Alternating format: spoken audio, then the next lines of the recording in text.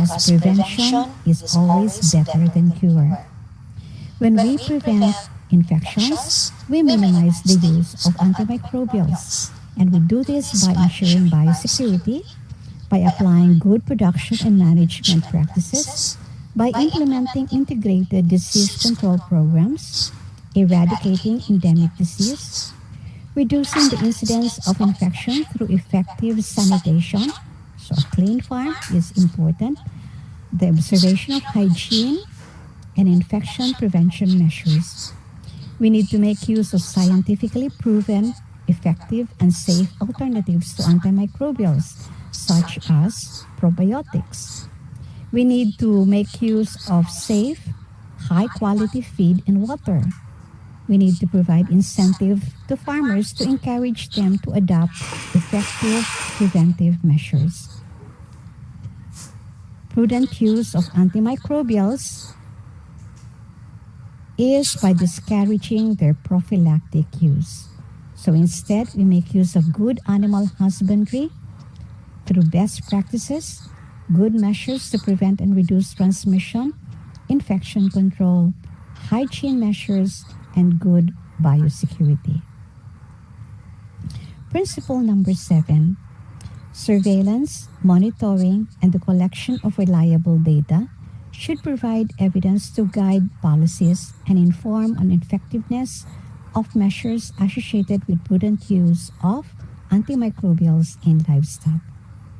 The surveillance data that we need should include antimicrobial resistance in bacteria in animals. It should include antimicrobial use in food animals for infections, prophylaxis, as well as growth promoters. We need data on national import and export of bulk chemicals with potential for antimicrobial use. We need to know the levels of antimicrobial agent residues in food from animal sources. So those are the basic, very simple, practical principles in the responsible use of antimicrobials. So may I now go to the conclusion. 1, it's important that we apply these 7 principles on prudent use of antimicrobials and promote the appreciation of all stakeholders on the importance of preventing the development of antimicrobial resistance. We need to promote good veterinary practice and animal husbandry so we can prevent disease and so minimize the use of antimicrobials. Regulatory agencies need to step up and conduct mandatory testing for antimicrobial resistance and monitor over-the-counter sale of antimicrobials without prescription. And lastly, communicating is a very important key to promote responsible use of antimicrobials for all key stakeholders. So healthy animals would mean healthy food for all of us, and it would mean healthy consumers. Thank you for listening. That's all, folks. I will be happy to answer your questions during the Q&A of the webinar. Thank you very much. Thank you for listening. Indeed, food safety is our individual responsibility as practitioners. Thank you so much, Dr. Valdrias, for that informative presentation. I am certain that our participants are eager to apply what they learned from you in their practice. Those talks have been really interesting thus far. I'm excited to see Dr. Valdrias along with our other speakers later in the panel discussions. In the meantime, please take the floor, Dr. Mende, for the introduction of our 4th speaker. Sharing with us today his country's action plan is another well-respected veterinarian. He is the Vice President and Executive Director of Japan Veterinary Medical Association, or JVMA, since 2019. He is also in the Subcommittee of Pharmaceutical Stewardship at FAVA. He has also served as the Executive Director at the Japan Veterinary Medical Association from 2015 until 2019. From 2013 until 2015, he held the post of Director for Food Safety Policy Division, Food Safety and Consumer Affairs Bureau at Japan's Ministry of Agriculture, Forestry, and Fisheries. Before that, he was the Director for National Veterinary Assay Laboratory, also at MAFF, from 2010 until 2013. He finished his Bachelor of Science in 1978 at the Hokkaido University before completing his MS at the Hokkaido University in 1980. His special interest is in pharmaceutical stewardship, food safety, and security. Please welcome all the way from Japan, Dr. Masato Sakai. Thank you, Dr. Sakai, for accepting our invitation to serve as one of our speakers in this webinar.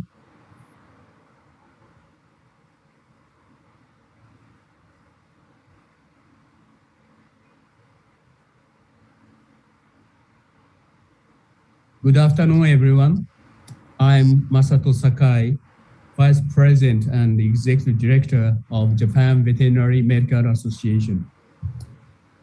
I would like to thank all of you for giving me the opportunity to explain today on antimicrobial stewardship at the regional webinar supported by FAO, FABA, and VNU.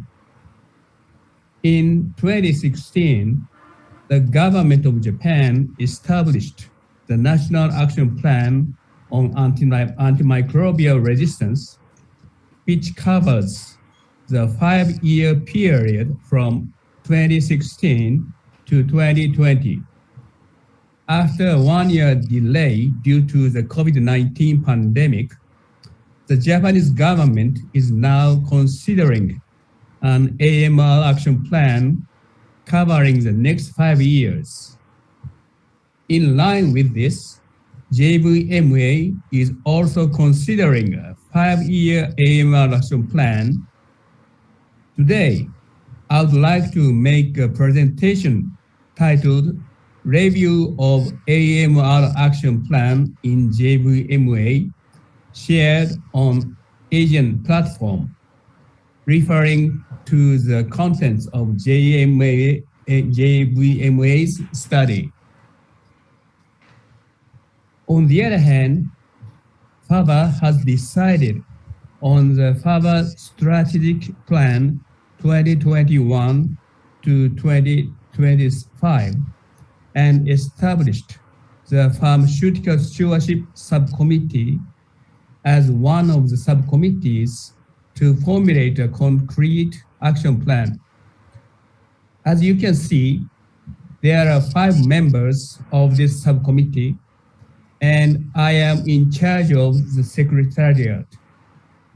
I would like to take this opportunity to express my gratitude to each member for their support and cooperation in the consideration of this action plan.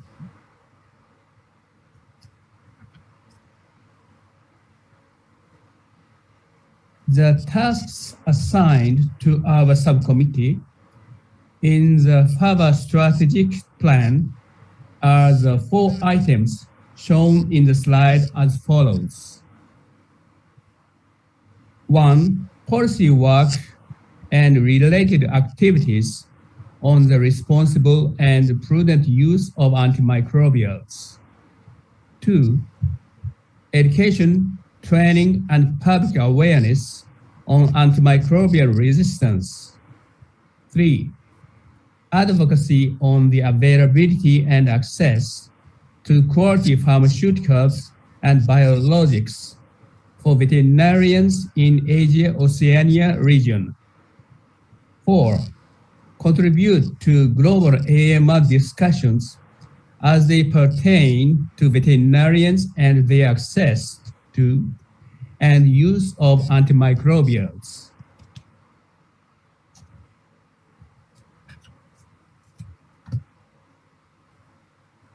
The target objectives of the FABA Action Plan proposed by the JVMA are the following 6 objectives.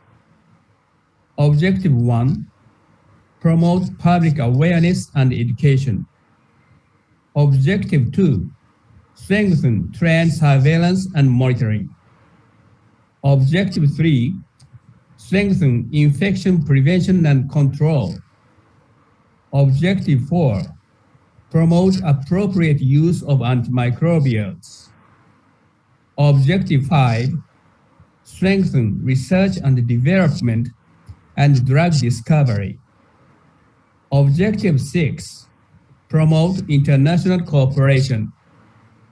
Objectives 1 to 5 are the same as the strategic goals of the WHO's Global Action Plan, but Objective 6, international cooperation, has been added in order for FABA to support veterinary associations in Asian countries.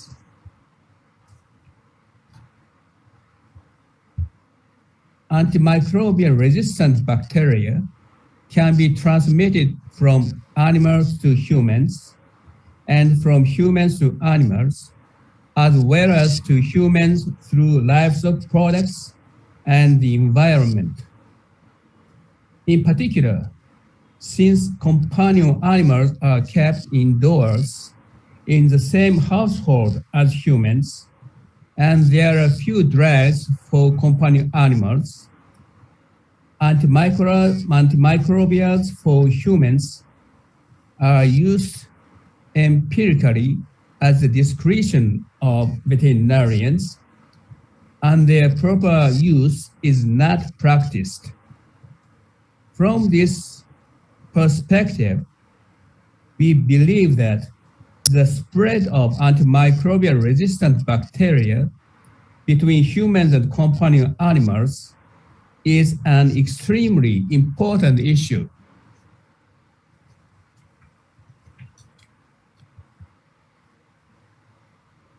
The major activities of the action plan are as follows: holding a public symposium, joint webinar with FAO during the AMR promotion month in November, preparation of leaflets and guidebooks on AMR control and promotion of prudent use of antimicrobials, requests FABA member countries to establish a nationwide monitoring system, study and investigate a method for ascertaining the amount of antimicrobials used for companion animals, request to FABA member countries to establish an antimicrobial stewardship system,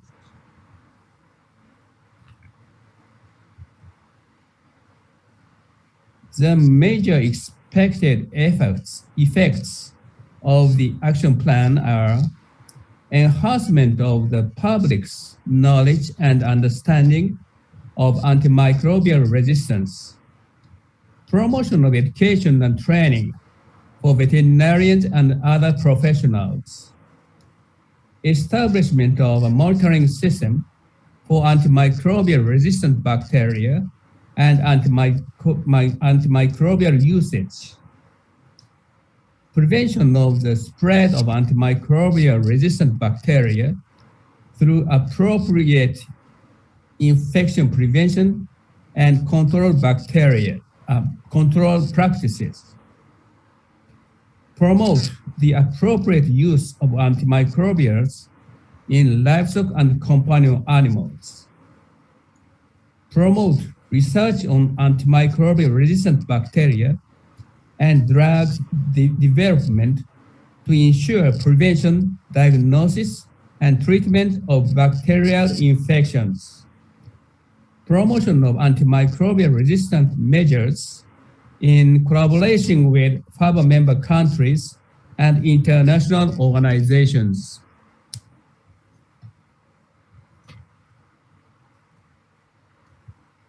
The major outcomes of the action plan are decrease in the amount of antimicrobial used, decrease in the resistance rate to antimicrobials such as tetracycline, reduce the resistance rates to antimicrobials that are important for human medicine, decrease in the number of infectious disease outbreaks, increase in the number of farms where veterinarians provide appropriate management guidance, increase in the use of pharmaceuticals for companion animals, and decrease in the use of pharmaceuticals for humans,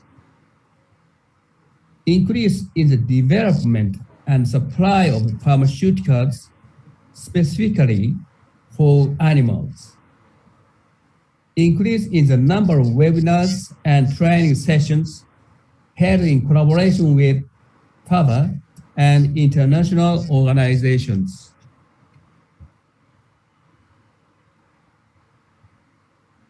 The overview of the action plan is as follows. An action plan for antimicrobial stewardship only. The action plan covers both livestock and companion animals. The Fao Action Plan presents a set of general options and allows member countries to choose the ones that best match their needs. Since the action plan to be jointly developed by FAO and FAVA is planned for livestock, it is expected that it will be developed with reference to the FAVA action plan, as it will be included in the FAVA action plan.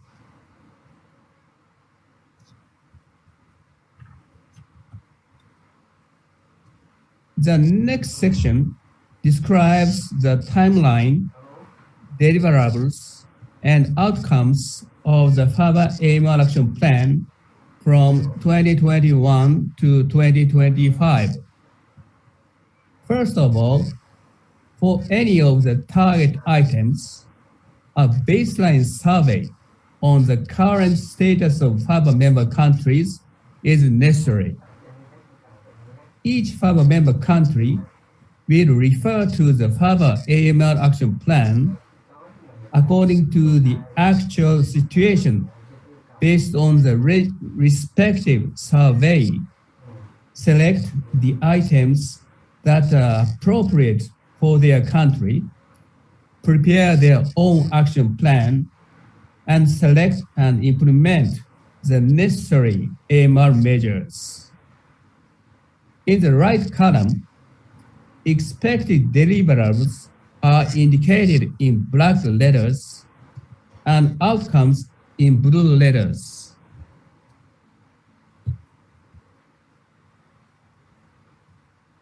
The objective one is to promote awareness and education. The leaflet and guidebooks currently prepared in Japan will be translated into English for reference in the FAVA member countries. Other FAVA member countries are also requested to provide existing guidebooks if they are available. As for technical training, the TP-FAB2 training program for Asian veterinarians 2, conducted by JVMA, and the technical training conducted by NVAL, National Veterinary Assay Laboratories, as the OIE Collaborating Center, can be utilized.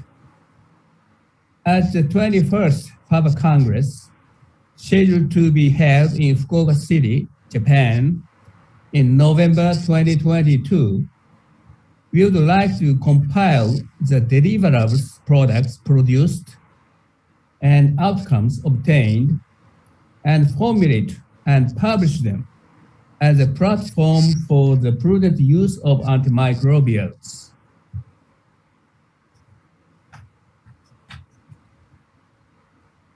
It is necessary to establish a nationwide surveillance and monitoring system in FAVA member countries to understand the actual status of AMR and the amount of antimicrobials used.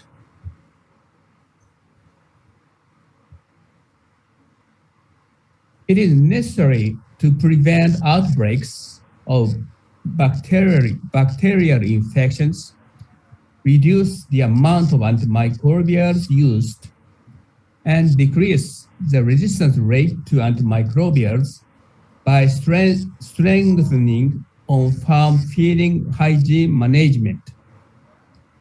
We have feeding hygiene management standards under the Domestic Animal Infectious Diseases Control Law in Japan. We are requesting to the Japanese government to establish the farm management veterinarian system. Under this system, veterinarians should supervise unitarily all hygiene management of each farm, including proper and prudent use of antimicrobials.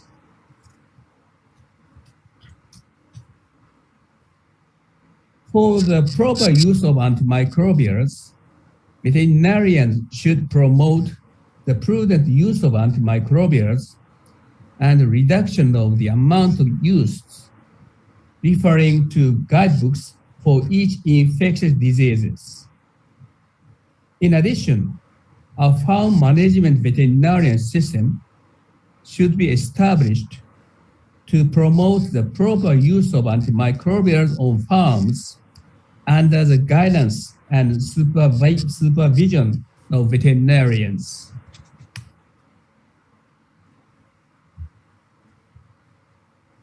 The supply of veterinary medicines approved and licensed under the Pharmaceutical Affairs Law, whose quality, efficacy, and safety are guaranteed, is not always sufficient. In particular, there are few medicines specifically for companion animals, and we are forced to use human medicines. For this reason, it is necessary to consider the joint development of veterinary medicines among FABA member countries and the establishment of a mutual approval and licensing system in the future.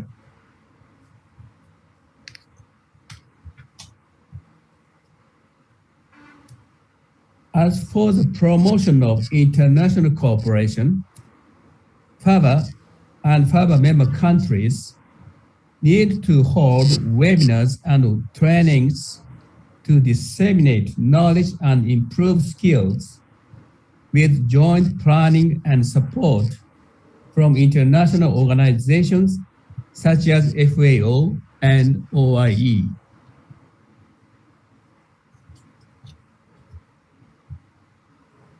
Now, as I mentioned earlier, the 21st FABA Congress will be held in Fukuoka City, Japan in November 2022.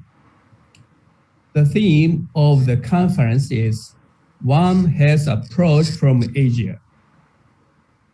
Although there are concerns about the impact of the novel coronavirus infection, we hope that it will be under control in 1 year and 2 months, and expect about 3,000 participants, many of whom will be from FABA member countries. And we hope that this will be an opportunity to study veterinary knowledge and skills.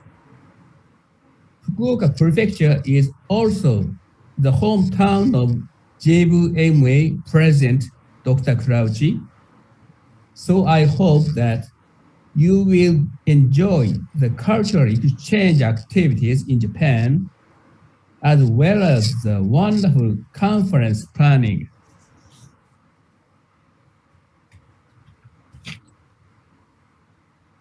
The Hilton Fukuoka Seahawk is the venue for the FABA conference, so please stay at this hotel and enjoy the conference planning and sightseeing in Fukuoka. I look forward to seeing many of you there. Thank you very much for your attention. That has been very helpful for us, Dr. Sakai. Thank you for sharing with the rest of Asia the JBMA's approach in your country's role in antimicrobial stewardship. We'll see Dr. Sakai again later in the panel discussions. Just a reminder to our Filipino veterinarians that you will be earning 3 CPD points upon completion of this program. So do stick with us until the end for us to validate your attendance.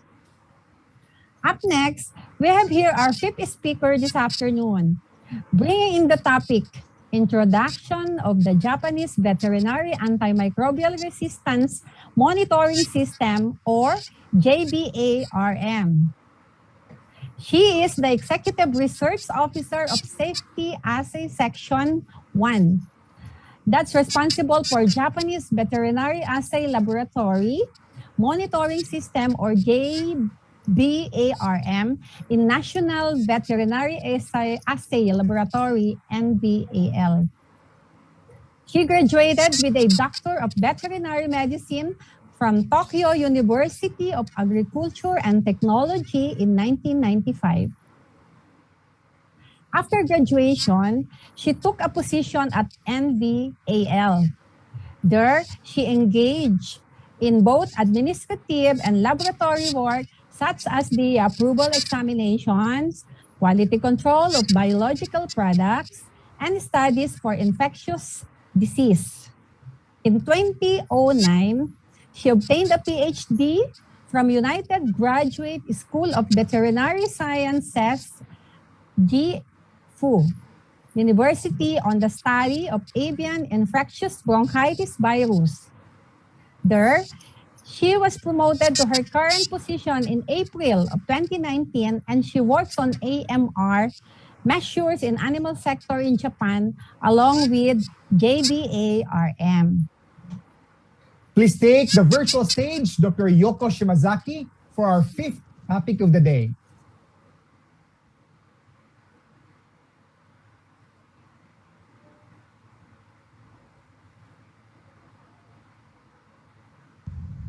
Thank you for the invitation to this webinar. My name is Yoko Shimazaki. I'm working on AMR measures in the animal side along with JBARM. It's my pleasure to talk about our monitoring system JBARM and our action against AMR in animal side. Japanese Veterinary Antimicrobial Resistance Monitoring, we called JBARM, was launched in 1999 in Japan. The original purpose of establishing JBARM is to monitor the occurrence of antimicrobial resistance bacteria in food-producing animals and the usage of antimicrobials in animals.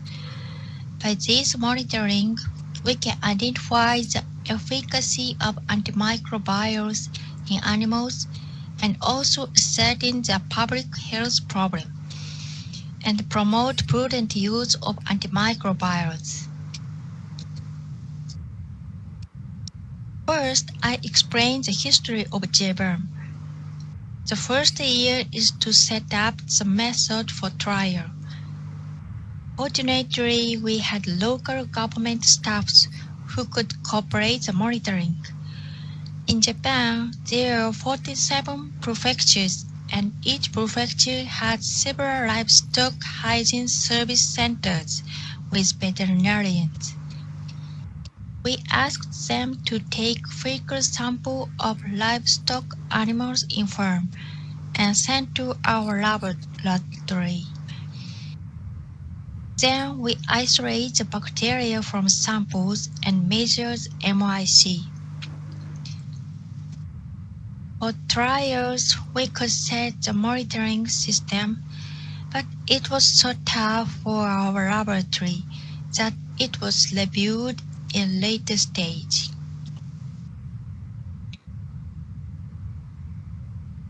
On a later stage, we shifted the monitoring system to newer. In that, LHSC staff isolates the bacteria and measures MIC and send bacteria and the data to our laboratory. We also started training courses for LHSC staff to standardize methods and to improve technical level. In each stage, we review the system, such as changing the MIC method and expanding the target bacteria and antimicrobial agent. In 2012, monitoring in slaughterhouse started and completely shifted in 2015. Now, we keep connected with the prefectural government in the diseased animal monitoring. And on 7th stage, we enhanced monitoring according to the National Action Plan. I talk about these efforts in a later slide. This slide shows the outline of JBERM. JBERM has 3 missions. One is the cell monitoring to know the antimicrobial use, AMU. Second is resistance in zoonotic and indicator bacteria from healthy animals to ascertain the public health concerns, which is indeed the mainly part of JBERM. The third is the resistance in animal pathogens, which is mainly based on the veterinary aspects.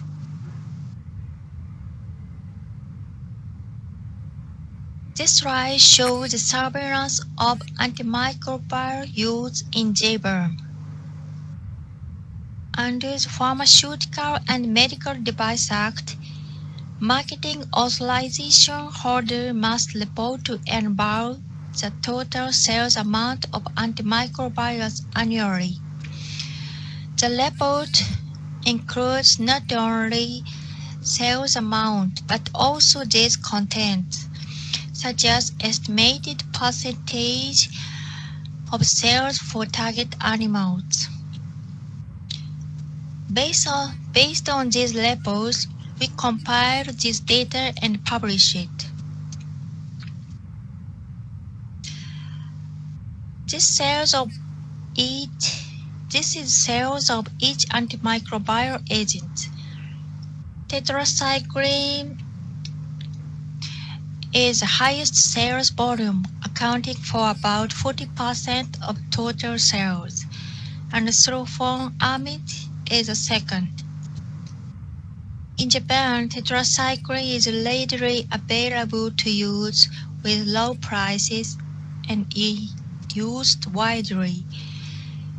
On the other hand, both fluoroquinolone and cephalosporin, which are very important human clinical side, were about only 1%.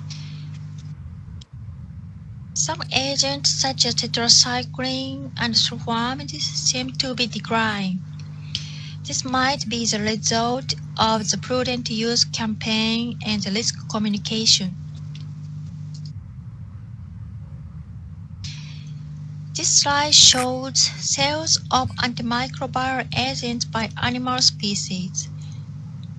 Almost half of antimicrobial were used for pigs, followed by marine fish and broiler.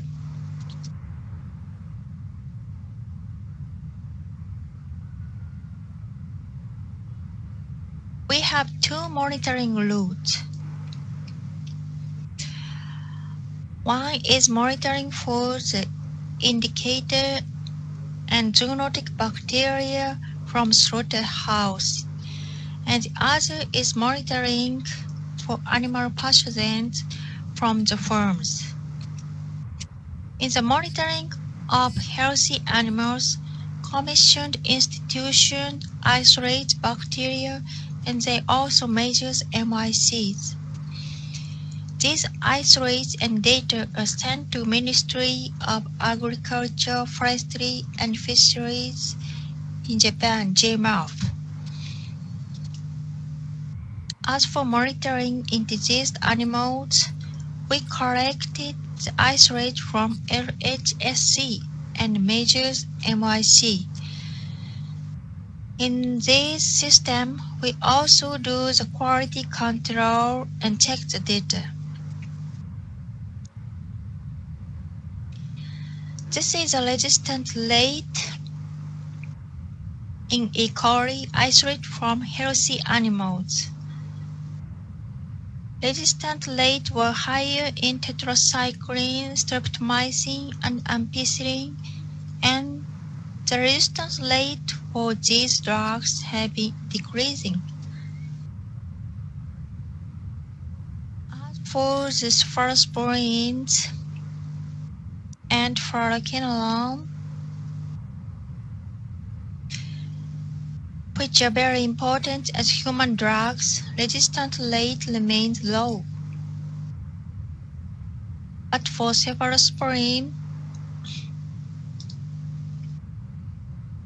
we could see some increasing tendency at around 2003 to 2004, so we focused on that. In Japan, broad-spectrum cephalosporins such as ceftriaxone have been approved for disease treatment in cattle and pigs, but not in poultry. However, resistance rate was, on the contrary, obviously increasing in layer and broiler, while those of other animals remain low. Actually, in some hatcheries, off-label use of ceftriaxone has been performed for in-ovo vaccination or vaccination of chicks. JMAF showed this JBRM data to poultry industries, and poultry industries voluntarily withdrew the off-label use of ceftriaxone. The prevalence of broad-spectrum cephalosporin resistance in E. coli significantly decreased thereafter. This might be an outstanding case that the monitoring works successfully. Continuity is important for the monitoring, and don't miss the sign of some change for the worse.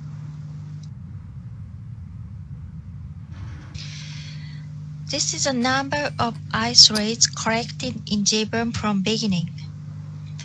From food-producing health animals, E. coli, Enterococcus, Campylobacter, and Salmonella are collected. For diseased animal monitoring, E. coli, Salmonella, and Staphylococcus aureus are our main target bacteria. As I'll explain later, monitoring for companion animals have started since 2017. Therefore, about 3,000 isolates have been collected every year, and now, in total, about more than 30,000 isolates are stocked in our lab. With these isolates, we can do the retrospective research too. We also do the AMR training course for local government staff every year. In the training, we transfer the techniques such as isolation and MIC methods and share new information about AMR. This photo is a training in 2018. For the last 2 years, it was hard to hold on-site training because of COVID-19. So we do online training this year. From next, I'm talking about activities based on our National Action Plan.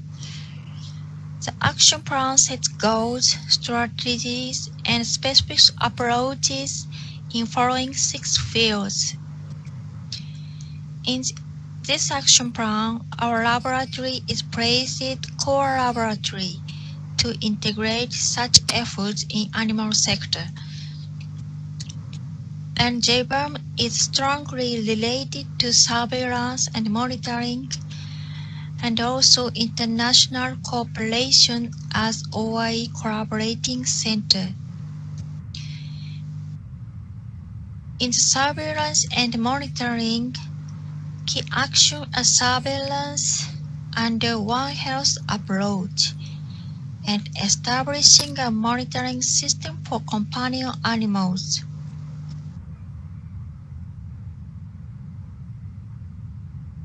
This slide shows collaboration with human sector monitoring in order to establish the integrated surveillance system. JANIS is a national surveillance program managed by the Health Ministry, designed to provide basic information on the incidence and prevalence of nosocomial infection and antimicrobial resistant bacteria. In the JANIS, more than 1,000 hospitals across Japan submit the MIC data to the JANIS server.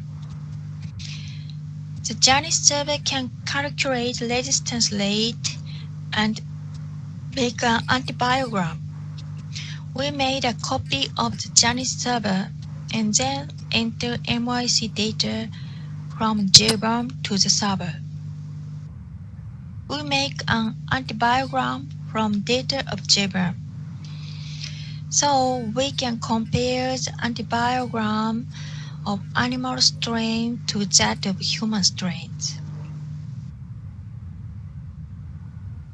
To promote AMR measures based on the health approach, Nippon AMR One Health report was prepared every year to help overall trend.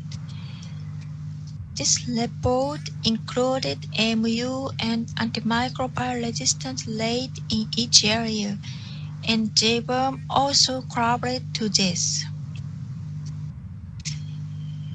This data also published on the site of the One Health platform, provided by AMR Reference Center in Japan.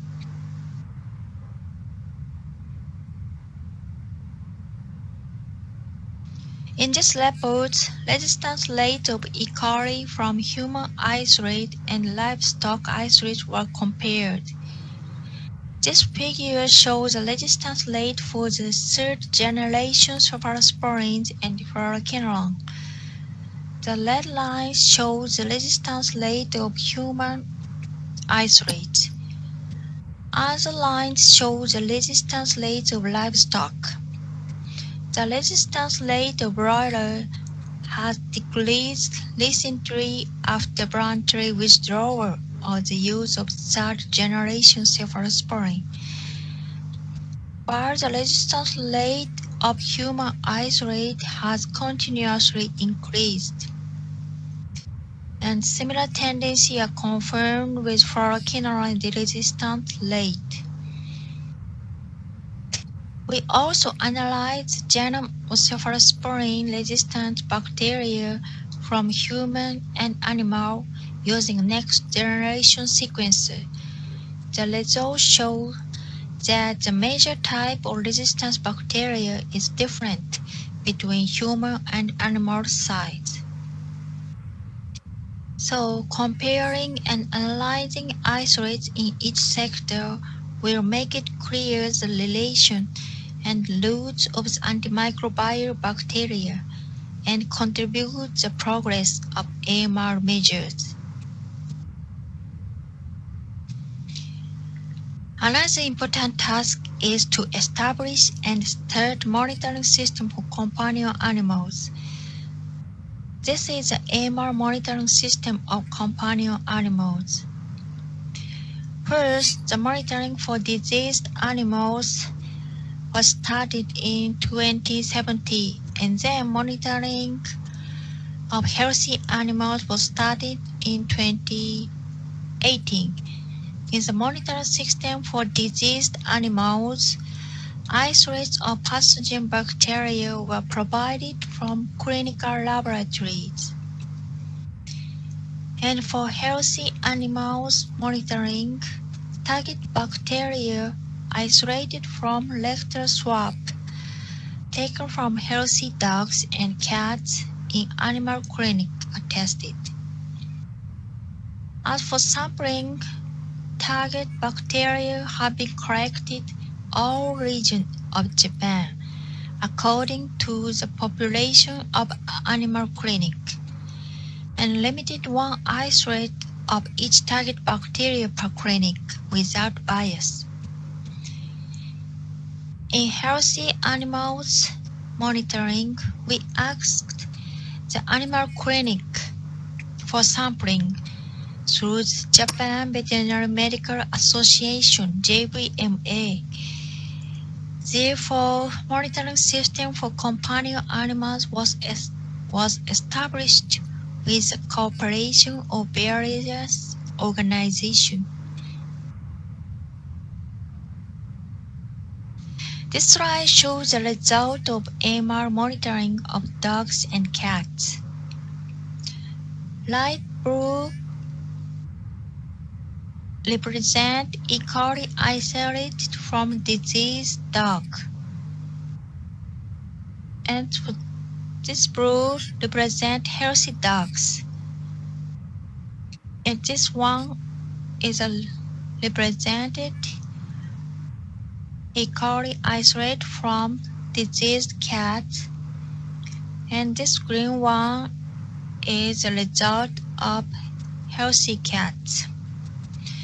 As you see in this figure, resistance rate was higher in diseased animals compared to healthy animals, and the resistance rate to cefotaximab of third-generation cephalosporin and ciprofloxacin of fluoroquinolone in dogs and cats were pretty high. The trend of high resistance rate of this agent is different from livestock. So from this result, we are aware of need to promote the prudent use in companion animals too.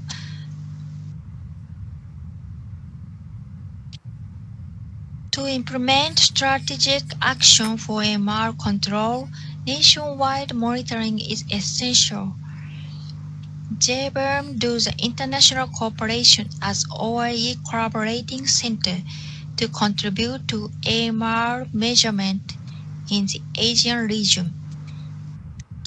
Our laboratory have held training courses on AMR. This training program contains laboratory training, lecture for the AMR measurement, and a session to establish and strengthen national AMR monitoring. And total participants of this training were 26 governmental officers in 14 countries.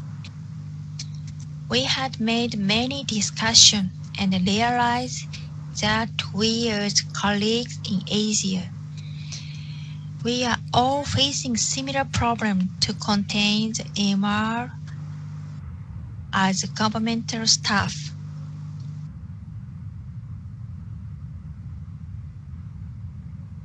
We also made videos for raising awareness among vets. These videos show the prudent use and the method of antimicrobial susceptibility testing. These are available on YouTube and have English subtitles, so please access to this QR code linking to the videos. Thanks for your attention, and if you want to know the details about JBERM, please access our reports on website. Thank you very much. Indeed, it has to be data-based. That has been an excellent talk, Dr. Shimazaki. Thank you for imparting to us some of your country's expertise and knowledge in AMR. I am hoping to see the same efficient systems implemented here in the Philippines as well. And last, but definitely not the least, we have here a well-respected name in the region when it comes to antimicrobial stewardship. Sharing with us the FAO Action Plan on Antimicrobial Resistance from 2021 to 2025. Docora, please introduce to us our next speaker. Of course, Doc Eugene, it's my honor to welcome her to this program. Our sixth speaker is the AMR Regional Project Coordinator at the Emergency Center for Transboundary Animal Disease Operations, or ECTAD, of the Food and Agriculture Organization, FAO, Regional Office for Asia and the Pacific. Part of her work has been on developing tools, strategies, and innovative solutions to mitigate antimicrobial resistance in the food and agriculture sector in Asia. Prior to joining the FAO, she served as the Science and One Health Coordinator of the World Organization for Animal Health, or OIE, Sub-Regional Representation for Southeast Asia, and as Assistant Professor of the College of Veterinary Medicine, University of the Philippines. She holds a Doctor of Veterinary Medicine degree from the University of the Philippines, Masters of Tropical Veterinary Science from James Cook University in Australia, and a PhD from Michigan State University, USA, where she specialized in antimicrobial resistance in livestock animals. Ladies and gentlemen, help me welcome to the spotlight our very own Dr. Mary Joy Gordoncillo.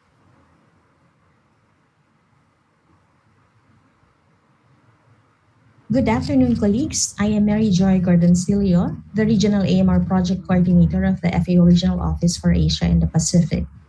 Today, I will briefly share with you FAO's Action Plan on Antimicrobial Resistance. Let me start by introducing a bit about the Global Action Plan, which is the multi-sectoral action plan on antimicrobial resistance endorsed by the World Health Assembly in 2015. This was the base document on which the national action plans were based on.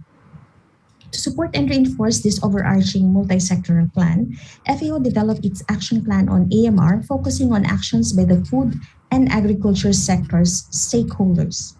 Now, recently, this FAO action plan was updated for 2021 to 2025 to further align with the GAP AMR and integrate the lessons and experiences from the first phase of implementation. There are 5 objectives of this new FAO action plan, which is on increasing stakeholder awareness and engagement to foster change, strengthening surveillance and research to support evidence-based decisions, enabling good practices to prevent infections and control the spread of resistant microbes, promoting responsible use to keep antimicrobials working, strengthening governance and allocating resources to accelerate and sustain progress. Overall, the aim is for food and agriculture sectors, dependent livelihoods and economies to be made resilient to the impacts of AMR. These are the target areas of work pursued by the different FAO offices and FAO disciplines across the globe, of course, including here in Asia. Let me just walk you through each of these pillars of work of FAO and what we are doing particularly in the region. First, FAO aims to increase awareness of AMR risk in food and agriculture sectors and engage people in changing practices. The objective is that awareness raising, risk communication, behavior change insights are developed, and initiatives to increase awareness and engagement are supported and implemented. Key stakeholders on AMR in Asia include farmers, practitioners, students, animal health authorities, policymakers, and private sectors, to name a few. Now, FAO reaches the stakeholders with the appropriate AMR key messages. Various forms media are utilized, print, video, social media, live interactions, organized campaigns, and a lot more. Many of these happen during the World Antimicrobial Awareness Week on November 18 to 24 of every year. And these are accessible resources that you may use should you be also taking part on the celebration of this global event. Now, globally, FAO also contributes to building evidence through strengthening surveillance and research on AMR, AMU, and residues. Laboratory capacity for generating high-quality data and metadata on AMR and antimicrobial residues are some of the areas that needs to be improved. Overall, FAO works to address this outcome, to address this desired outcome through placing efforts and initiatives on improving laboratories, epidemiology units, and overall implementation on AMR surveillance. At FAO Regional Office for Asia and the Pacific, we are working a lot on surveillance of AMR, AMU, and antimicrobial residues. This has been one of our major areas of work, and various surveillance tools and mechanisms are now available and accessible, and we continue to develop them as needed by the region. As you can see here, there are several tools on surveillance system strengthening, accessing resources and networks, tools for planning AMR surveillance, tools for data generation and management, which is basically the laboratory and epi component of AMR surveillance. There are also efforts to facilitate collaboration and access to expertise, and tools for progressive improvement and sustainability of AMR surveillance. Some of these are ready and available for access by countries who are working in these areas. FAO also aims to reduce the need for antimicrobials by facilitating adoption of various good practices in food and agriculture. This will be mainly through facilitating access to guidance on infection prevention and control and implementing interventions towards this end. Now, FAO Regional Office is building on the concept of IPC and WASH in human health sector. IPC being infection prevention and control, and WASH being water, sanitation, and hygiene, which are actually long-standing initiatives of the human health sector partners. FAO is trying to transpose these concepts through creating Agri-IPC and Agri-WASH, which are mainly focused on interrupting transmission of infectious agent across hosts and their environment with the use of existing and future FAO tools. Now, FAO also contributes to the One Health approach towards AMR mitigation through promoting responsible use of antimicrobials in our target sector. Globally, the vision is to provide guidance and a reinforcing environment to facilitate intervention towards this end. Earlier, my colleague Dr. Mader, who is leading this area of work at FAO RAP, has already described some of the current and future initiatives for this pillar. But briefly, we're working on creating platforms, technical guidance, reinforcing environment for the practice of responsible use of antimicrobials in the region. Lastly, FAO reinforces these various initiatives on awareness, surveillance, good practices, prudent use by working with the governments and partners towards better governance and sustainability. We are trying to work on developing policies and regulatory frameworks for AMR containment, conducting research and innovation, supporting research and innovation and incentives in food and agriculture, and partnerships and multi-sectoral collaborations. FAO RAP works closely with countries and relevant partners in the region like FAVA to create networks and mechanisms for support and to build further synergy in the region. Some of the work that we've done is building the regional platforms such as the AMR technical advisory groups for Southeast Asia and also for South Asia. We're also building technical working groups for technical items raised in the region, and also facilitating regional coordination overall, and working with tripartite partners, OIE and the World Organization for Animal Health and the World Health Organization towards integrated One Health approach to AMR. Each of these 5 pillars that we are working on are interconnected and complementary, as you can see, and ultimately it contributes towards achieving FAO's overarching goals, which is for AMR levels to be reduced and the emergence and spread of resistance slowed across the food chain and for all food and agriculture sectors. Also, for antimicrobial efficacy to be preserved while sustaining food and agriculture production. This is FAO's work and vision globally and specifically on this side of the earth in Asia. All these regional and global efforts are meant to support countries and stakeholders like you to complement and reinforce commitments to address this evolving global health issue. In the end, our collective efforts and working together, everybody wins. As a final note, here are some relevant FAO publications in AMR which are freely accessible in the website indicated here, should you wish to read on this further. And with that, I thank you all, and let's continue to handle antimicrobials with care. Thank you and stay safe, everyone. That is a great example of strategic, collaborative, and science-based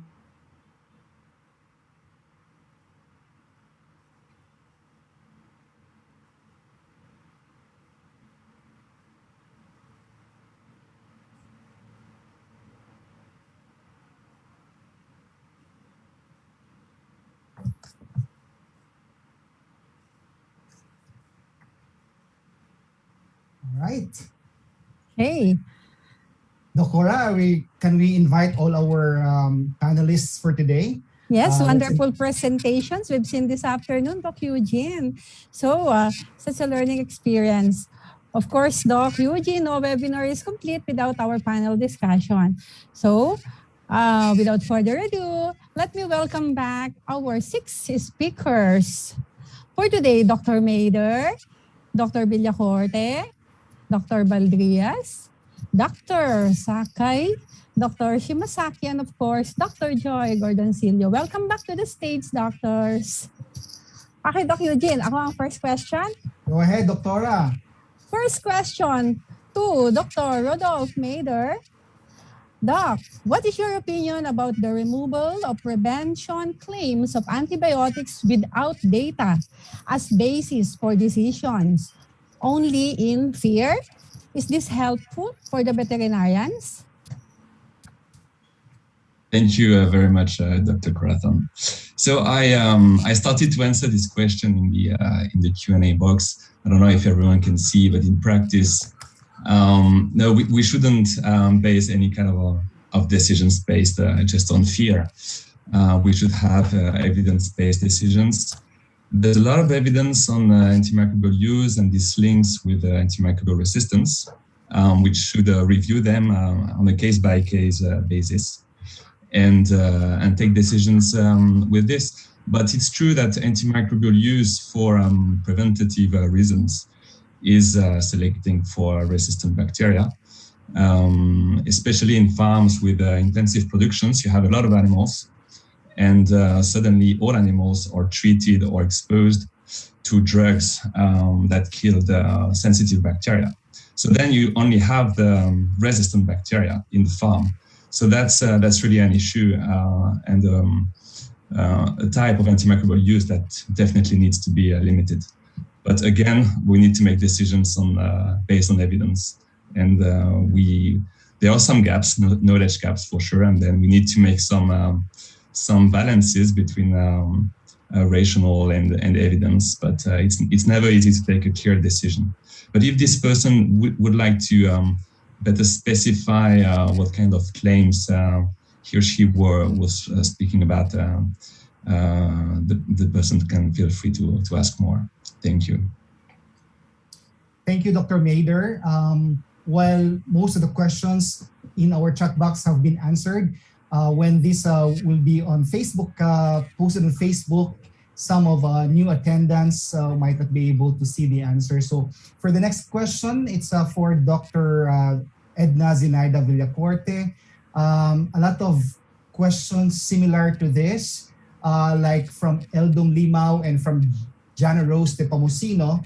They're asking, of course, these are from the Philippines. They're asking Dr. Villacorte if there are monitoring activities or regulations on AMR, and how is the Philippine government intervention on the monitoring activity implemented in the Philippines.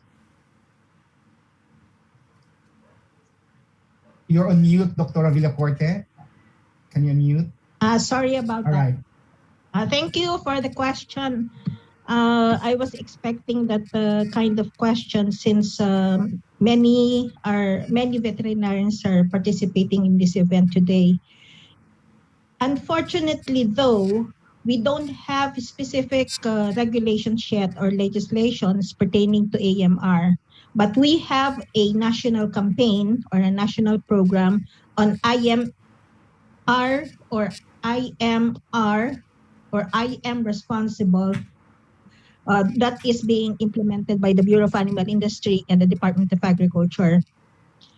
We have some legislations that may affect our antimicrobial use, such as regulations on dispensing, prescription, and then there are banned antibiotics that cannot be used for animals. We have requirements for veterinarians to be in the dispensing outlets or stores for antimicrobials. So what we hope to achieve in the future or in the nearest future is to come up with a guideline or a protocol for antimicrobial use. And likewise, an AMR stewardship plan that will definitely be utilized for all the sectors in our country. So specifically for use by veterinarians, and hopefully we will be able to come up with this by next year, hopefully.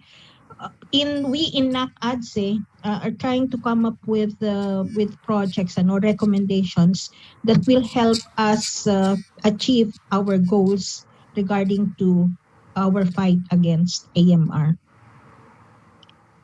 Thank you, Dr. Edna Sinaida Villacorte. Actually, we also have a collaborative project between FABA and FAO. So next question, Dr. Eugene Mende for Dr. Loinda Baldrias. Two-part question po ito. Doc Baldrias, great study.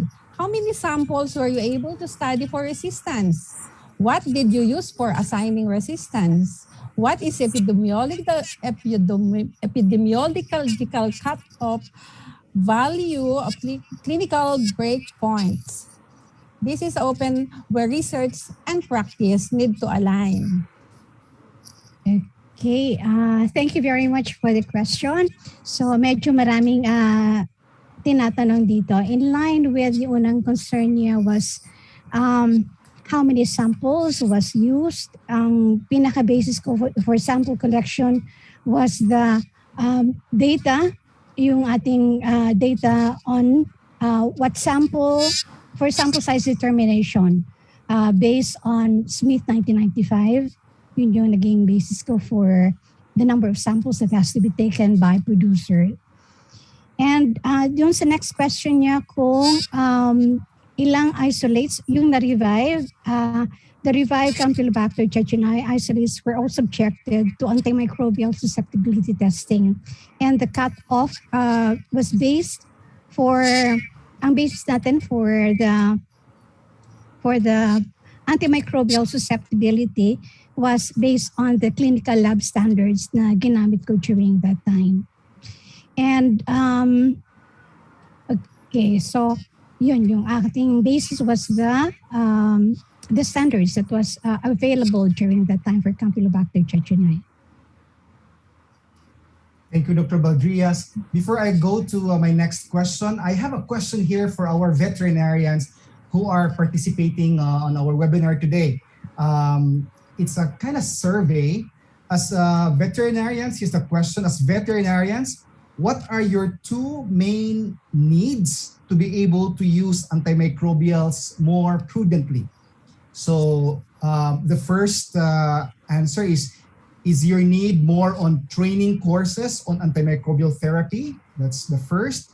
Second, do you need more practical antimicrobial therapy guidelines? Or third, do you need good quality antimicrobials?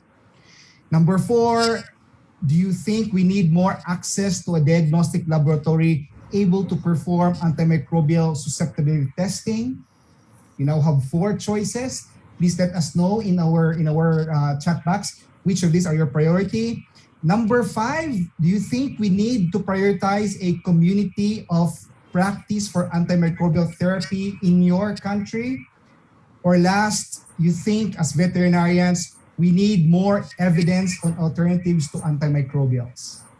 So Thank you for that. Which do you think as veterinarians are our 2 main needs so that we will be able to use antimicrobials more prudently? So let us know in our box for your answers. Now, our next question is towards Dr. Masato Sakai. Dr. Sakai, I am very interested, though this is also one of the programs presented by Dr. Mader, that Japan has a guidebook on antimicrobial therapy. It would be good to have an exchange in our discussions in our subcommittee. We're very interested to get a copy of your handbook for Japan. But when you decide, Dr. Sakai, on your first choice for antimicrobial, for example, on a disease for pigs like Glasser's disease, how much percentage do you put that your first choice should be a label antibiotic for pigs? It's just really for animals, or do you put more emphasis on whether it is a shared antimicrobial as long as it's effective? Do you put more emphasis on that it is exclusively for animals, or you put more emphasis on the efficacy?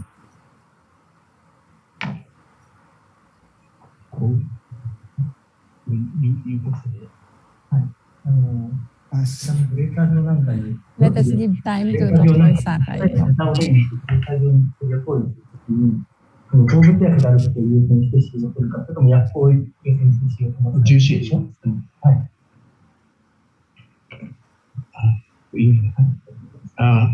I'm sorry, but I cannot speak English so well. But of course, veterinary clinician used for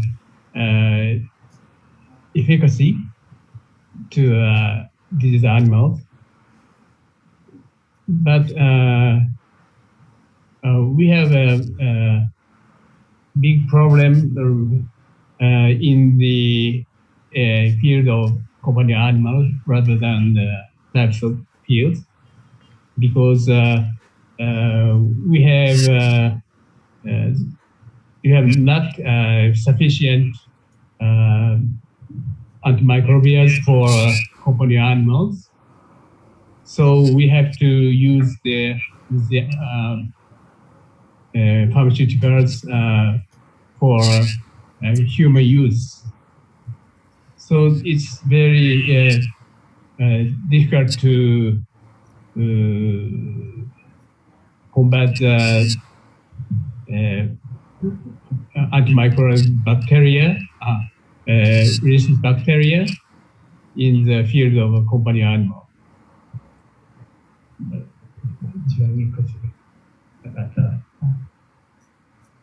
Thank you. Thank you, Dr. Sakai. I hope, Dr. Eugene, that the question was answered.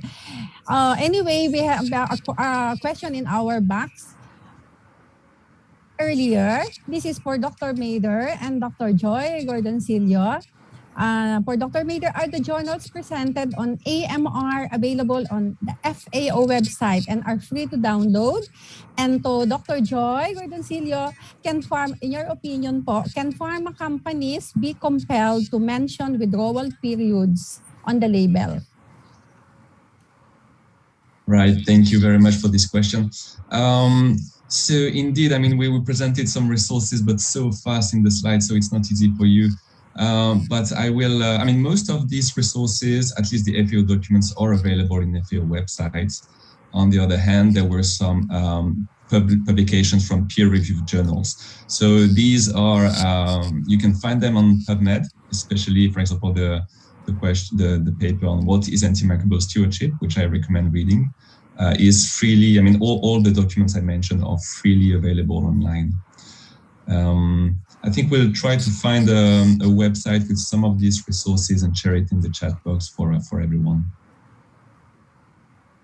Joy, I think it's for you for the second part, unless you wish me to answer. Yes, for the publications, the link is also in my PowerPoint. So if you click that link, I think the PowerPoints will be shared, and I put the link for the publications. Now, for the question on pharma companies, of course, it will depend on the country's policies and legislation.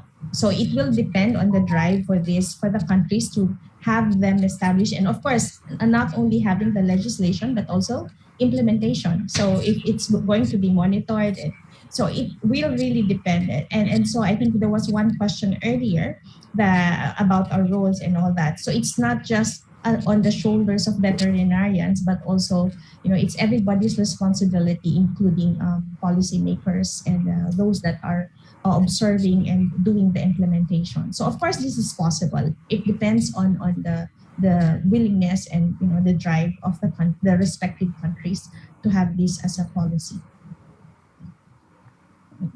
Dr. Occidental, can I add to that? Sure, Dr. Villacorte. Yeah.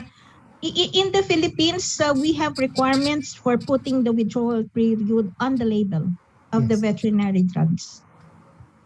Yes. So we have that, and we have a guideline on the withdrawal period to be followed for the antibiotics. Okay, and so all the veterinary drug companies should be compliant. Yes, Doc Cora, working for PVDA, I'm sure you know that it's required in our labels. But there's a question here for Dr. Baldrias, which I'd like Dr. Shimazaki to also give her input on this question. This is from our chat box. This is for Dr. Baldrias. Dr. Baldrias, I am very concerned about the lack of data to establish causality of residue and attributing it as a reason for resistance formation. For all we know, these bacteria were already resistant even before treatment was given. Was your data subjected to risk analysis to establish exposure, occurrence, consequence, or a dose-response relationship? The conclusions you generate to support the non-use of antibiotic use is spreading fear instead of encouraging responsible use. Dr. Baldrias? Thank you very much for the question. To answer, the detection of residue in the meat of the birds was used as basis as to what possible antimicrobials were used on the birds when they were being raised. So basically that was used as a basis for antimicrobial usage. And it was mentioned that there was a conclusion that that non-use of antibiotics was done. I did not make any conclusion on the non-use of antibiotics because we know for a fact that we really need antimicrobials in the treatment of our animals. So in line with what analysis was used to determine the correlation between antimicrobial usage and the antimicrobial resistance, it was chi-square analysis to determine if there was a relationship between the type of antibiotic residue present and the antibiotic resistance that was observed in the isolates. So this was the Pearson correlation chi-square method. Wow, very technical, Dr. Baldrias. But I'd like Dr. Shimazaki to give her comment because in her presentation, the National Veterinary Assay Laboratory of Japan focused more on measuring MIC of the antibiotics and also on the molecular epidemiology for resistance mechanism. And I did not see there a focus on residue. Dr. Shimazaki, can you give your enlightenment on this? That you is Dr. Shimazaki with us? I think she's no longer with us. Okay. She wasn't able to join our live panel discussion. Anyway, from our VConnect tech team, Dear all panelists, our session time is up. Thank you very much for today. Okay, may I just share a possible concern, because a lot of times there seems to be a disconnect in trying to appreciate that antimicrobial usage is related to antimicrobial resistance. So I hope it can be understood that when microorganisms are being exposed to antimicrobials, they have to survive. So that's why they develop this or acquire these resistance genes. It could be from adjacent organisms that they are with, or in the, like for example, in the intestinal tract. And so even low doses of antimicrobials or the use of antimicrobial growth promoters can create a selective pressure, so that this would now result to the presence of resistant organisms that would of course contain these resistance genes. So when these resistant organisms are released into the environment via the feces, via the water, whatever discharges we have in our animals, then that would mean that there would be possible exposure of humans to these resistant organisms. So it can also be from the food that we eat. We can have these resistant organisms if our food was not properly prepared. So that can be possible ways by which we can be exposed to these resistant organisms. Thank you. Thank you, Dr. Baldrias. I don't think it's been more than three hours already, Dr. Cora. I would have wanted to ask more questions, and there are more questions also on our chat box, but hopefully our panelists will find time to answer these questions. Cora? Yes, Doc. And that has been our panel discussion. So I'm sure our participants enjoyed that part, Doc.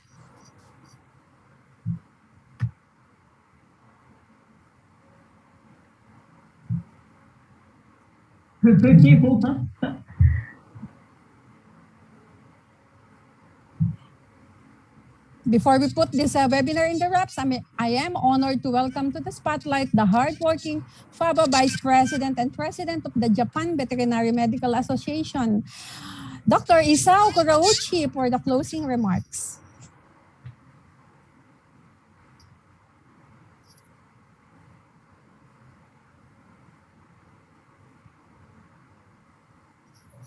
Such an incredible science-based discussion. That was great panel discussion. I'm sure our participants enjoyed that part as well as we did. Once again, thank you, Dr. Mader, Dr. Villacorte, Dr. Baldrias, Dr. Sakai, Dr. Shimazaki, and Dr. Gordoncillo for sharing your insights and expertise in this event. Before we put this webinar in the wraps, I am honored to welcome to the spotlight the hardworking FABA Vice President and President of the Japan Veterinary Medical Association, Dr. Isao Kurauchi, for the closing remarks.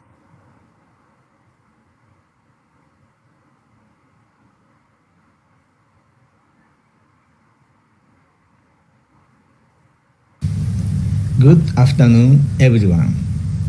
It's a pleasure to meet you. My name is Isao Kurauchi, the President-elect of FABA. 皆様、本日はウェビナーにご参加いただきありがとうございました。本ウェブナーの開催に際してご尽力いただいたFABAの桑田会長、コラゾン先生、そしてフィリピン動物医薬品協会のメンデ会長、講師の皆様方をはじめ関係者の方々に御礼申し上げます。新型コロナウイルスの感染が世界各国で拡大している中、先行きが不透明な状況が継続しています。多くの国際学会議が中止または延期となり、関係者が一箇所に集まって意見交換をする機会が持てなくなってしまいました。その中でこのようなウェブを活用した会議の開催が増えていることは歓迎すべきことだと思います。特に若い獣医師や獣医学生にとって旅費を必要としないウェブ会議は世界中の専門家から情報を得る好機となっています。このことはコロナ禍がもたらしたプラスの影響であり、ポストコロナにおいても有用な情報共有手段であると考えます。今後もこのような取り組みの機会が増えることを期待いたします。日本獣医師会ではワンヘルス実践のための体制構築を最優先課題として取り組んでいます。AMR 対策はワンヘルス実践における主要項目の一つであり、本日の講演において取り上げられましたが、FABA では AMR 対策を重点課題としてアクションプランの策定を急いでいるところです。本日のウェブナーのように今後も AMR 対策をテーマとして国際的なまた分野を横断した情報共有が進められ、課題の解決が促進されることを願うものであります。最後にこの機会に私からお願いがございます。FABA では2022年11月11日から13日、日本の福岡市において第21回FABA大会を開催いたします。アジアからのワンヘルスアプローチをテーマとして、本日の話題である AMR のセッションも開催される予定です。来年秋には新型コロナウイルスの感染拡大も収まっていることを期待し、各国から多くの獣医師及び関係分野の研究者の方々に美しい秋の福岡においでいただくことを願っております。本日は誠にありがとうございました。Thank you very much. Always empowering and inspiring. Thank you so much, Dr. Kirauchi, for those meaningful closing remarks. And just like that, that has been our webinar for today, a comprehensive look at Asian veterinarians' AMR Action Plan. Thank you so much. Thank you, everyone, for taking part in this initiative by FABA, alongside the PBMA and JBMA, and of course, with the untiring support of the Food and Agriculture Organization of the United Nations. This has been Dr. Corazon T. Occidental.